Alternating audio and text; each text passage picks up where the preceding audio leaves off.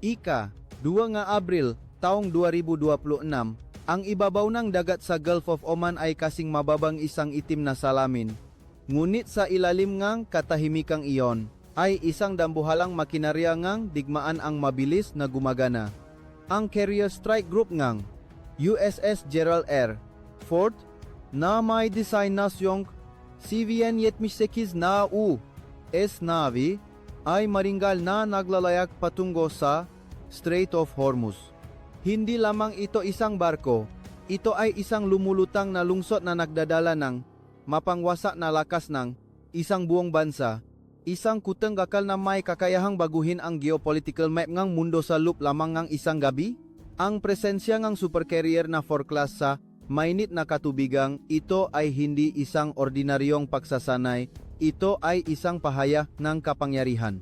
Sa haba na mahigit 330 metro at bigat na abot sa 100,000 tonelada, ang air wing nito ay nadadala ng mahigit 75 na sasayang panghimpapawid na handang magpakawala ng kidlat na dago sa anumang target na mangahas humamon sa kalayaan, sa paglalayak, freedom of navigation. Ngunit ang tunay na lakas ng Ford ay wala lamang sa mga squadron ng eroplano. Ito ay nasa pinakamodernong electronics nervous system na kailanman ay binuong tao.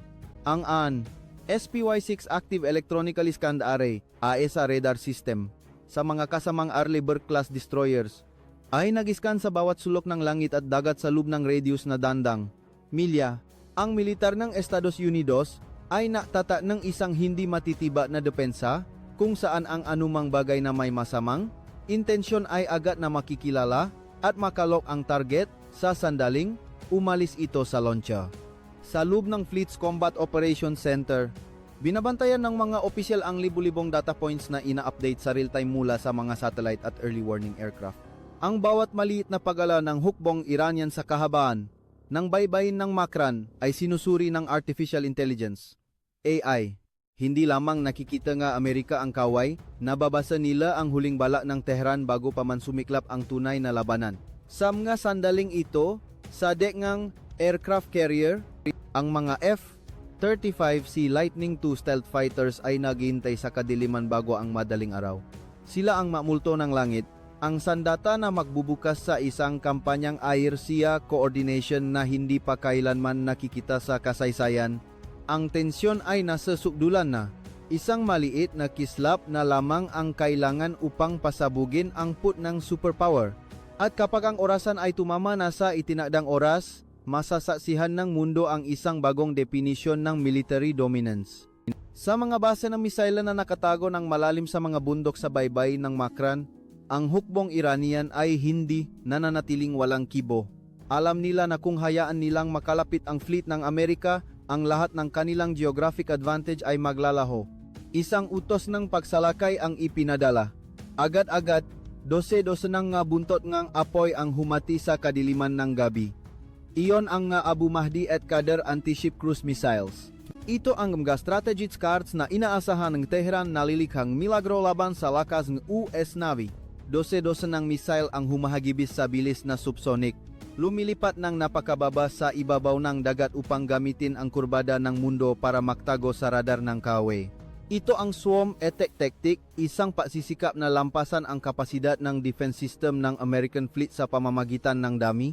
Ang warheads na may daan-daang kilo ng high explosives ay direktang nakatutok sa gitna ng Carrier Strike Group kung saan ang USS Gerald R. Ford ay maringal na naglalayak. Gayunpaman, handa na ang militar ngang Estados Unidos sa ganitong senaryo sa loob ngang maraming dekada.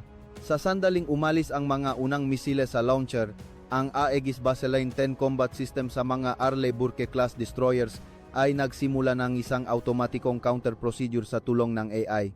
Hindi lamang tinutukoy ngay ang trajectory kundi iniuri rin nito ang antas kapanganib nga bawat target. Inuna ang mamisile na may pinakamataas na tsansang paktama. Ang matitinis na tunog ay umaling anggaw mula sa Mk-41 vertical launch systems. Ang ma-interceptor missiles na SM-9 at SM-2 ay sunod-sunod na lumabas sa launcher, lumilihang maningning na arkong liwanag sa langit. Hindi lamang ito basta paharang, ito ay isang dance of death na nakaprogram ng tumpa hanggang sa huling millisecond. Ang MSM-6 missiles na may nakalalamang na range at active radar homing ay nahanap na ang kanilang target mula sa napakalayong distansya. Bawat missile ng Iran ay naharang at sumabog sa mga kulay kahel na bolang apoy sa ibabawong karagatan. Ang mga mainit na pira-pirasong bakal ay bumaksak na parang ulan. Ngunit siguradong walang kahit isang missile ang nakalusot sa multi-layered defense grid ng Amerika. Ang kalamangan sa teknolohiya ay ginawang isang napakamahal na fireworks display ang ambisyosong atake ng Iran. Kalmadong kinumpirma nga opisyal sa barkong USS Jekha. Lukas ang bawat nawasak na target sa kanilang nga touchscreens. Ito ay patunay na ang electronic armor nga Aegis ay nananatiling isang hindi matitibak na pader laban sa sinumang kalaban. Ang dominasyon ng US Navy ay hindi lamang natatapos sa passive defense. Sa modernong digmaan, ang pinakamabuting depensa ay ang tumpak na pagwasak sa mismong pinamumulan ng banta. Sa bawat oras na may missile na ipinaputok ang Iran, tila ito ay isang pagtatapat ng lokasyon ng kanilang launcher. Ang reverse positioning system at satellite reconnaissance ng Amerika ay agad na nakakalkula ng trajectory. Tinutukoy ang eksaktong coordinates ng mga mobile launchers na nakatago sa likod ng mga mabatong baybayin ng kaaway sa loob ng wala pang 2 minuto. Sa deck ng USS Gerald R. Ford, ang tunog ng jet engines ay naguhudyat ng bagong yugto ng labanan. Ang mga EA-18G Growler electronic warfare aircraft ay lumipad dala ang mga kagamitang nagpaparalisa sa nervous system ng kaaway. Sa sandaling pumasok sa combat zone, ang mga Growler squadrons ay nagsimulang magsagawa ng napakalakas na electromagnetic suppression. Nagbakawala sila anyi matinding jamming naganap na bumulag sa mga fire control radars at communication systems ng hukbong Iranian. Sa control screens ng panik ng Iran, wala nang makikita kundi magugulong guhit ng liwanag. Ang lahat ng pagsisikap na ilok ang target sa American fleet ay naging walang saysay. Matapos ilatak ang electronic fog, lumitaw ang mga F-18A, F Super Hornet na dala ang bagyo ng Epoy. Ang mga Amerikanong piloto na hinagabayan ng napakatumpak na target data mula sa integrated system ay nahulog ng mga smart bombs sa mga coastal missile sites ng kaaway. Ang mga pagsabok ay umaling aunhaw sa kahabaan ng baybayin ng Makran. Ang sakripisyo ng mga Iranian coastal artillery units ay naganap sa gitna ng pait at gulat nang marealise nila na ang bawat putok nila ay isa lamang imbitasyon para sa kidlat na dagok mula sa Sigma-Tawolo Fleet ng Amerika. Ang kumpiyansa ng mga Amerikanong commander ay nakabase sa kanilang ganap na kontrol sa electromagnetic spectrum. Hindi nila kailangang makipaharap ng harapan. Winawasak nila ang kaaway sa pamamagitan ng pag-agaw sa kakayahan nitong makakita at lumaban.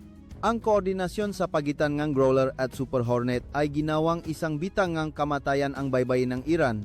Dito, ang multi-layered firepower nga Amerika ay nakmukhang madambuhalang alon na humahampas sa mapader nga brilyante.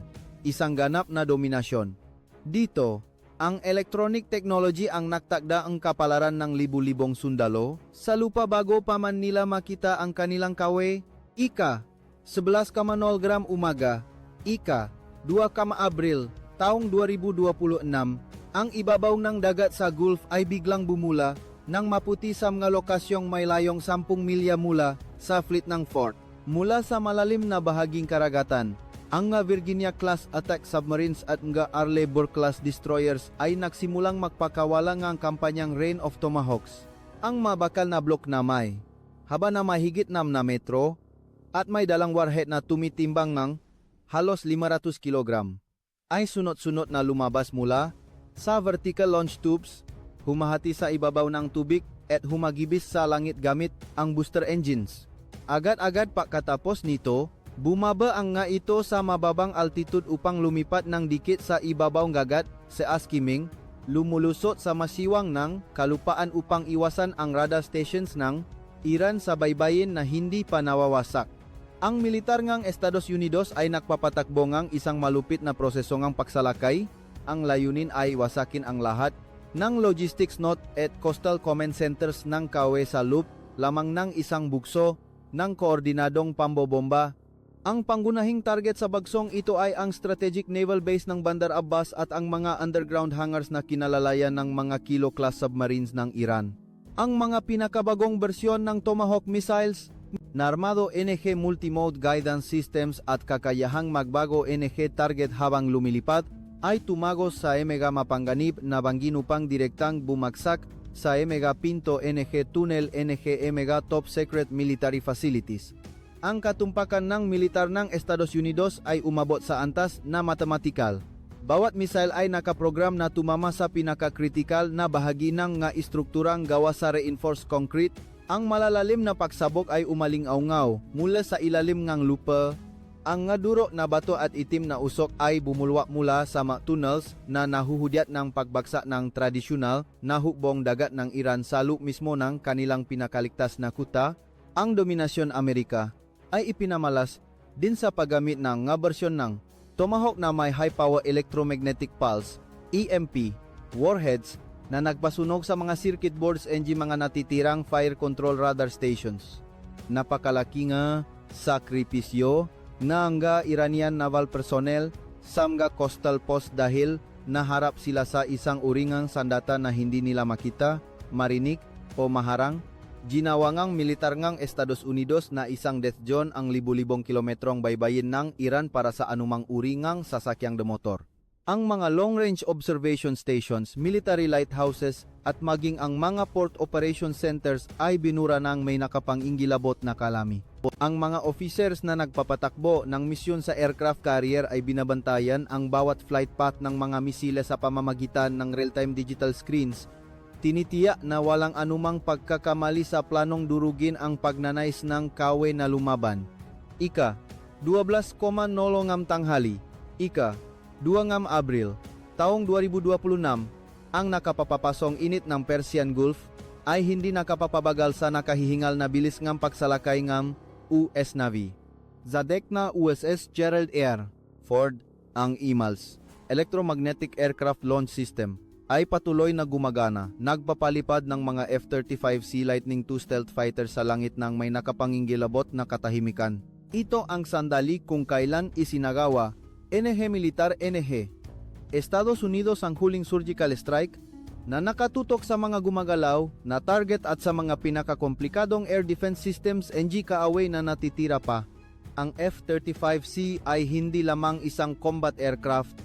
Ito ay isang lumilipad na supercomputer, ang kaluluwa ng modernong network-centric warfare. Sa pag-alis sa deck, ang mga Lightning II ay ganap na nawawala sa mga radar screens ng Iran dahil sa kanilang radar-absorbent material at optimized angular design. Sila ang matunay na multo na kumikilos sa napakataas na altitude, kumukuhang data at nagpapamahagingam nga target ng hindi nag-iwan ng anumang bakas. Ang militar ng Amerika ay hindi na lamang umaatake sa mga static targets. Nagsimula na silang mangaso nga moving ghost sa ibabaw ng dagat at sa kailaliman ng lupain gamit ang pinakamodernong electro-optical sensor technology sa planeta, ang EOTS, Electro-Optical Targeting System, na nakalagay sa ilalim ng ilong ng eroplano ay nagpapahintulot sa mga Amerikanong piloto na makakita ng bawat detalye sa battlefield mula sa layong 10 milya, kahit sa gitna ng makapal na uso o madilim na gabi. Gamit ang Helmet Mounted Display System, HMDS, ang mga piloto ay nakakakita ng tagos sa katawan ng eroplano. Binabantayan ang buong 360-degree view ng battlefield na tila naging transparent ang sasakyan. Bawat mobile radar station, bawat mampats launcher, o mga command vehicles na sinusubukang magtago sa ilalim ng mga puno ay malinaw na lumilitaw bilang mga digital symbols sa visor. Ang dominasyon ng Amerika sa yuktong ito ay nakikita sa papel ng F-35 bilang mega aerial fire control stations. Hindi nila kailangang direktang magpaputok, maaari silang magsilbing giya para sa mga missile mula sa mga barko sa dagat o mula sa mga long-range bombers upang direktang tumama sa target. Ang kakayahang magkabit-kabit Internet of Military Things ay nakatulong sa US Navy na magtatag ng isang attack network na walang butas. Bawat F-35C ay isang nerve node na ginagawang isang chessboard ang buong Gulf kung saan ang Amerika ang may hawak ng bawat unang hakbang laban sa kaaway Ang presensya ng nga multong ito ay sumakal sa anumang pagnanais na lumaban dahil para sa mga sundalong Iranian, ang kamatayan ay maring bumaksak mula sa kawalan anumang oras ng walang babala. Ang hukbong dagat ng Iran sa isang despradong pagsisikap na lumaban ay nagpakawala ng daan-daang tondar at Zulfikar-class fast attack crafts mula sa mga mabatong kuweba sa kahabaan ng timok na baybayin. Umaasa silang gamitin ang kanilang dami upang makalapit sa U.S. fleet at magsagawa ng suicide attacks o magpaputok ng short-range anti-ship missiles. Ito ang tanya na suwam tektik na dati ay itinuturing na bangungot para sa anumang naval force na papasok sa masikip na katubigan ng Strait of Hormuz. Gayunpaman, ang senaryong ito ay mabilis na winasa nga militar nga Estados Unidos bago pa man makapagpabilis ang nga unang bangka.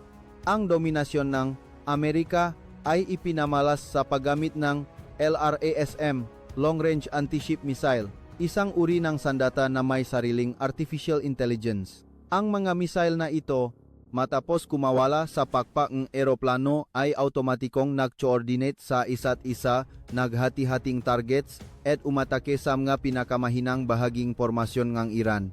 Hindi na kailangan ng giya mula sa piloto matapos ang pagpaputok. Ang lasam ay kusang lumulusot sa mga maliliit na isla. Pinapatay ang sariling radar upang iwasan ang detection. At biglang lumilitaw mula sa mga direksyong hindi inaasahan. Ang nga bangka na dating ipinagmamalaki ang kanilang bilis at liksi ay biglang naging nga fixed target sa harap nga sopistikadong guidance algorithms. Hindi lamang cruise missiles, nag-deploy din ang militar ng Amerika ng mga AT-64 Apache attack helicopters at mga MH-60R Seahawk naval helicopters mula sa mga Arleigh-Burke-class destroyers. Ang mga helikopter na ito ay armado ang Hellfire, missiles at automatic cannon na lumilinis sa mga grupo, ang malili na bangka na sinusubukang magtago sa mga coral reefs.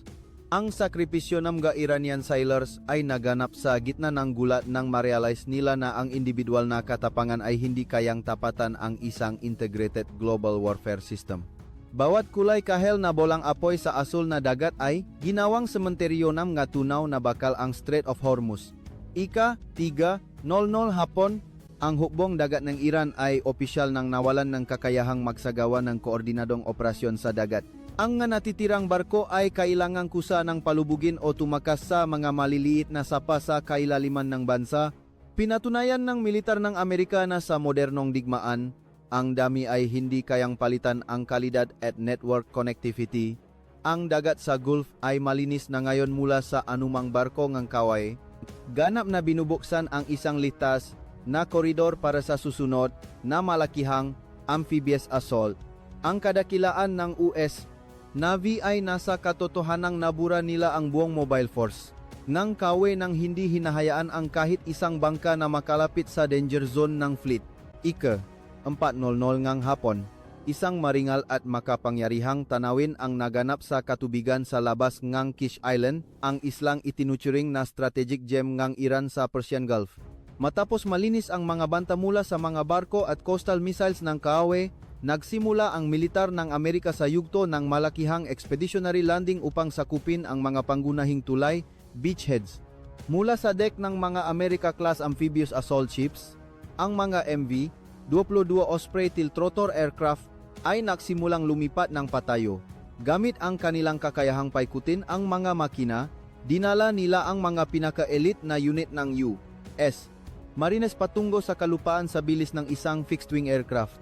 Sa ibabang tubig, ang mga LCAC, Landing Craft Air Cushion, ay humahagibis sa bilis na mahigit 40 knots. Ang tilamsik ng tubig ay parang mga dambuhalang halimaw sa dagat na nakasakay sa mga alon. Dala nito ang mga amphibious armored vehicles at self-propelled artillery patungo sa mga landing zones na linis na ng air power kanina. Ang dominasyon ng militar ng Amerika ay nasa kanilang kakayahan sa multi-environment warfare na hindi mapipigilan kung saan ang kalawakan, dagat at lupa ay pinag-ugnay sa isang nakakaisang frente. Bago pa man tumapa ang sundalong Amerikano sa isla, ang mga Ahwan Z-Viper attack helicopters ay nagsagawa na ng paglilinis. Gamit ang kanilang 20mm cannons at Hydra rockets sa mga coastal defensive fortifications ng Kawe, ang mga Iranian Defense Forces sa Kish Island Bagamat sinubukang maghukay ng mga trenches at magtatag ng machine gun nest, ay ganap na naparalisa sa harap ng U.S. night vision at thermal sensors. Hindi nila makita ang kaway sa gitna ng usok, ngunit bawat init mula sa kanilang katawan ay malinaw na nakikita sa targeting screens ng mga pilotong Viper. Ang militar ng Amerika ay hindi nagsagawa ng klasikal na landing na sugot mula sa dalampasigan. Gumamit sila ng vertical assault tactic. Nagbaba ng mga tropa gamit ang mga lubid mula sa helicopter sa likuran mismo ng defense lines ng Kawe na nagresulta sa agarang pagkakapalibot at pagkakahiwa-hiwalay ng mga Iranian defenders. Ang lupit ng labanan sa pagsakop sa isla ay nakikita sa bawat metrong lupa kung saan ang transport technology at low altitude fire support ng Amerika ay nag-alis ng anumang tsansa ng malayuang paglaban ng Kawe. Hindi lamang ito isang pagsalakay kundi isang pagpapakita nga kakayahan sa mabilis na pagpapakilos ng hugbo na ginawang mga isolated targets ang kahit pinakamatitibay na kuta ng ang maunang habangang U.S. Marines ay tumama sa lupangang Kish Island. Ang bagong kabanata nga, technological dominance ay opisyal na nagsimula. Hindi na ito digmaan ng dagat ng Matao o mga suicide charges. Sa puso ng hiyas ng Persian Gulf, ang mga sundalong Amerikano ay kumikilos na parang mga mechanical entities na armado hanggang sa mga ngipin ng mga kagamitang mula sa hinaharap. Bawat sundalo ay nagtataglay ng augmented reality contact lens system na may real-time tactical data na nagpapahintulot sa kanila na makakita ng tagos sa manipis na mga pader at matukoy ang posisyon ng kaway sa pamamagitan ng thermal at motion signals.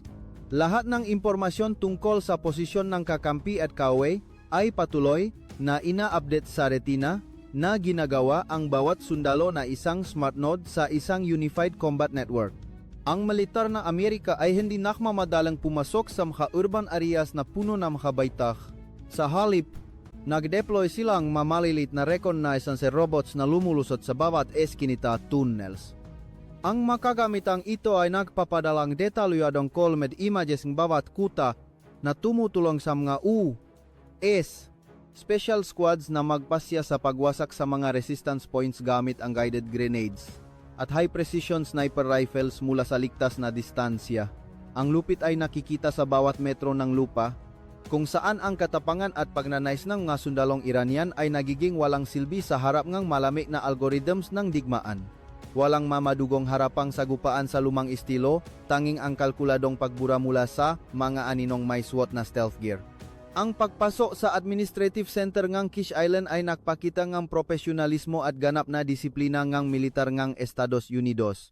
Nakatuon ang nga sundalong Amerikano sa ganap na pagpaparalisa sa command system, paghuli sa mga matataas na opisyal, at pagkumpiska ng mga mahahalagang intelligence documents.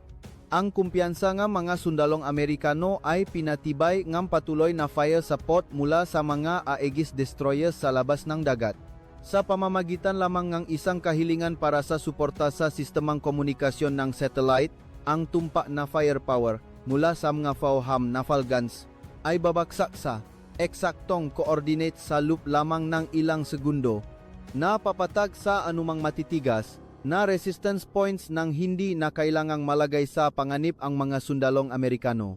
Ang bawat huling command post ng hukbong Iranian ay isa-isang winasak. Ang nga watawat ng defense forces ay ibinaba sa gitna ng makapal na usok ng pulbura sa dapit hapon. Ang pagbaksak ng mga defenders sa Kish Island ay naganap ng napakabilis at nakamamangha. Sa loob ng wala pang 3 oras, napatunayan na militar na Amerika na walang anumang kuta o strategic island ang makatatagal kapag ang kalaban ay may kakayahang makakita sa bawat sikreto at kumontrol sa bawat pahinga sa battlefield. Ang tagumpay na ito ay hindi lamang pananakop sa heografiya, kundi isang pagpapatunay ng isang ganap na kakaibang antas ng digmaan kung saan ang teknolohiya ay nagwagi ng lubos laban sa mga tradisyonal na paraan ng depensa. Ika 1830. Sa ilalim ng dapit hapong pula na parang dugo sa Persian Gulf, opisyal na itinaas ang Stars and Stripes ang Amerika sa tuktok ng flagpole sa Kish International Airport. Hindi lamang ito isang ritual ngang pananakop kundi isang matibay na mensahe sa buong rehiyon tungkol sa isang pagbabago ngang kaayusan na hindi na mababaliktad. Ang Kish Island, ang hiyas ng Iran, ay naging bahagi na ngayon ng forward defense system ng superpower na Amerika. Naikompleto na milita na Amerika ang power control sa lahat na teknikal na infrastruktur mula sa mga power stations hanggang sa water filtration systems at communication networks na ginawang isang dambuhalang logistics base ang lugar na ito sa gitna mismo ng teritoryo ng Kaaway. Ngunit hindi tumigil ang nga Amerikano sa pananakop lamang. Sa sandaling tumigil ang putukan, ang nga engineering technical units ay nagsimula na ang kampanya upang gawing isang unsinkable fortress ang Kish Island. Ang mga lumang craters mula sa mga bomba ng Kaaway ay agad na pinatag upang bigyang daan ang mga Patriot Air Defense Missile Complexes at ang TPY-2 Long Range Surveillance Radar System. Ang mga kagamitang ito ay lumikha ng isang matibay na protective dome na humaharang sa anumang pagsisikap para sa counterattack gamit ang mga misile o drones mula sa mainland Iran. Ang Kish Island sa sandaling ito ay nagsisilbi bilang isang permanenteng aircraft carrier na nakabantay sa bukana ng Strait of Hormuz na nagpapahintulot sa U.S. Navy na kontrolin ang bawat tibuong pandaydigang daloy ngang kalakalan sa dagat nang hindi na kailangang makpanatilingang masyadong maraming barko sa ibabaw ngang tubig. Ang pagbagsak ng mga defenders ng Iran dito ay nagdulot ng domino effect sa mga kalapit na isla gaya ng Keshmat Greater Tomb. Napatunayan ng militar ng Amerika na walang anumang isla o kuta ang makatatagal sa harap ng Expeditionary Combined Power ng US Navy at US Marines. Ang lahat ng pagsisikap para sa reinforcement mula sa mainland Iran ay ganap na hinarang ng mga F-35C at F-A-18 squadrons sa ibabaw ng dagat. Ang pagkatalo ng Iran sa mga Forward Islands na ito ang nasilbing huling dago sa ambisyon ng Tehran na kontrolin ang economic jugula ng mundo. Ang langit sa gabi sa Kish Island ay maliwanag na ngayon dahil sa mga ilaw mula sa mga C-17 Globemaster III heavy transport aircraft na nagsisimulang lumapag sa runway para sa mga supply. Ang militar nga Amerika ay nakapagtatag na ngang isang matibay na base upang mahanda para sa mga susunod na strategic moves patungo sa lupngang teritoryo ngang Kaaway. Kung kinakailangan, ang sakripisyo nga Iranian soldiers sa huling pagsisikap na panatilihin ang isla ay lalo lamang nagpatingkat sa karingalan at bagsik ng American war machine. Nang bumaba ang gabi, ang Kish Island ay hindi na simbolo ngang soberanya ngang Iran kundi naging isang bagong simbolo para sa absolute deterrent power ngang superpower, isang hindi matitibak na kuta na matatakbuhan sa mismong Yetho throat ng Gulf. Ika-21, Gabi, Ika-2, Abril, taong 2026, ang langit sa gabi sa Persian Gulf ay hindi na hinahatingan, huni ngamga, missile o ngamga dambuhalang, apoy ngang malupit na tunggalian. Sa halip, ito ay isang mapangyarihang katahimikan. Ang katahimikan ng isang battlefield na nalinisan na at inilagay sa ilalim ng ganap na kontrol ng US Navy. Ang carrier strike group ng USS Gerald R. Ford ay nakabantay na ngayon sa gitna ng Strait of Hormuz gaya ng isang dambuhalang bakal na tagapagtanggol. Ang lahat ng aktibidad militar ng Iran sa baybayin ay ganap ng paralisado mula sa mga underground naval bases hanggang sa mga radar stations sa tuktok ng matataas na bundok. Ang lahat ay naging mga abo at digital fragments na lamang matapos ang matumpa at malamig na dago ng militar ng Amerika. Ang dominasyon sa huling gabi nga operasyon nga Aegis Fire Grid ay malinaw na nakikita sa pagpapanatili nga isang ganap na no-fly zone at no-sail zone na umaabot sa libu-libong milya. Ang mga A-2D Advanced Hawkeye Early Warning Aircraft ay patuloy na nagpapatrolya. Ikinakabit ang data network sa mga military satellites upang matiyak na walang kahit isang maliit na bangka o drone ng Kaaway ang makalis sa baybayin ng hindi natutukoy. Ang militar ngang Amerika ay nakapagtatag ng isang perpektong battlefield operating system kung saan ang lakas kam supercomputers at artificial intelligence ang nagpapasya sa lahat ng variables. Ang sakripisyo nga Iranian sailors sa pagsisikap na protektahan ang kanilang katubigan ay naganap sa katahimikan ng pagkatalo nang ma-realize nila na ang simpleng individual na katapangan ay hindi kayang tapatan ang isang integrated global warfare system na may kakayahang pumatay ng target bago paman ito lumitaw sa radar. Ang pagkatalo ng Iranian Navy ay hindi lamang tungkol sa pakawalang nga kagamitan kundi ang ganap na pagbagsak ng anti-excess, area denial, A2, AD, strategy na kanilang binuo sa loob ng maraming dekada. Napatunayan ng militar ng Amerika na sa harap ng isang bagong henerasyon ng aircraft carrier fleet, ang lahat ng coastal defense walls ay nagiging kasing nipis lamang ng papel. Ang imahe nga unang, hanay nga mga pandaigdigang cargo ships na nagsisimulang dumaan sa Strait of Hormuz sa ilalim ng escort ng mga Amerikanong destroyers ay ang pinakamalinaw na patunay na ang freedom of navigation ay naibalik na. Ang ilaw mula sa mga barkong pangkalakal na sumasalamin sa payapang tubig ay kabaliktaran ng nga umusok na labing ang nga warship sa kahabaan ng baybayin. Ang militar ng Amerika ay nagdala ng katatagan sa pamamagitan ng isang piling-pili at napakasophistikadong pagkawasak. Nang ang liwanag ng bukang liwewe ng ika-3 ng Abril ay maksimulang sumikat sa abot tanaw, ang imahe ng U.S. fleet na maringal sa hamok ng umaga ay lumitaw bilang simbolo ng pinakamataas na kapangyarihan. Ang nga F-35C ay patuloy na nagsasagawa ng mga patrol flights sa asul na langit, habang sa ilalim ng tubig, ang nga nuclear submarines ay tahimik pa ring nagbabantay sa malalalim na ruta nga dagat. Ang ika-2 ng Abril, taong 2024 ay habambuhay na maalala bilang araw kung kailan muling binigyang definisyon ng U.S. Navy ang konsepto ng pandaydigang dominasyon mula sa karagatan. Isang bagong kaayusan ang naitatag sa Middle East, kung saan ang kapayapaan ay pinananatili sa pamamagitan ng mga baril na laging handa at mga radar systems na hindi kailanman natutulog. Ang senaryo ng tunggaliang ito ay isang paalala tungkol sa lakas ng teknolohiya sa modernong digmaan. Ano ang tingin mo sa praktikal na kakayahan negama weapon systems gaya ne F-35 o Tomahawk misiles sa isang tunay na digmaan sa Gulf? Ang teknolohiya ba ay tunay na tanging salik na nagpapasya sa panalo o talo? Iwanan ang iyong opinion sa comment section sa ibaba upang ating mapag-usapan. At kung gusto mo ang mamalalim na pagsusuri tungkol sa mga military scenarios at weapon power, huwag kalimutang mag-subscribe sa channel at i-on ang notification para hindi makaligtaan ang susunod na obra maestra. Ngayon, paalam at hanggang sa muli.